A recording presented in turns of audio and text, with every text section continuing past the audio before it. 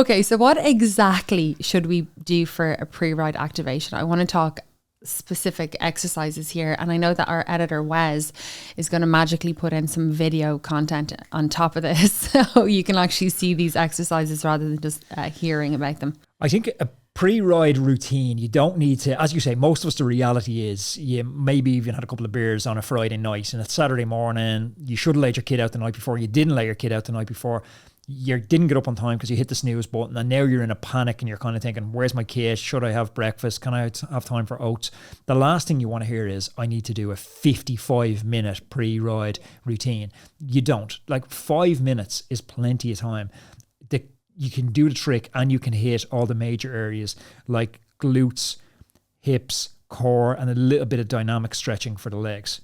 So the first exercise in this kind of 5 to max 10-minute routine that I would suggest is a banded glute bridge. And you want to be holding this for around 2 seconds at the top, aiming for 10 to 15 rep range. This exercise, it really wakes up the glutes. You'll often feel the burn in the glute muscles in the last reps if you're doing this properly. So the pro tip on this one is to keep outward tension on the band so your knees don't cave in. This engages your glute medius, that's the side of your butt. And why do you want to do this? Because strong glute activation, it helps stabilize your pelvis and your knees when you start pedaling. Okay, so the second exercise, it is called monster walks. I've always called these just lateral band walks. And you should feel this on the outside of your hips after a few reps. This one is fantastic for hip stability.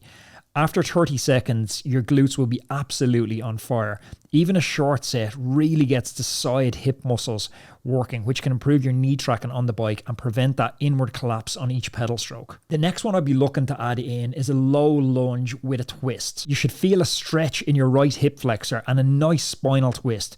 You want to hold this for a couple of seconds, come back, and then repeat a few times each side. This is a dynamic stretch, hitting the hip flexors, quads, and loosening up your lower back. It's sometimes called the world's greatest stretch because it hits so many areas at once. Cyclists' hip flexors get really, really tight from all that seated pedaling. So open them up like this before a ride. It can improve your posture on the bike and even your power output by allowing you a fuller range of motion. The fourth one I would add in is the supine heel tap dead bug variation. And this is a cycling specific core wake up. It engages your deep core stabilizers without fatiguing you.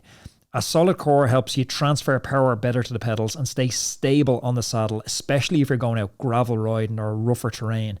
We want to activate the core, not tire it out, just activate it. So keeping the moves slow and controlled here is important. If you start to shake a little bit, like a dog that's having a shit, that's your core starting to work. So the last one I recommend is leg swings.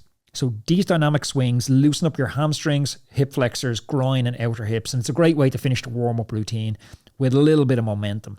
By now, if you've gone through all 5 of these exercises, your legs should be feeling noticeably freer and your body should start to feel at wake finally at the beginning of your rides.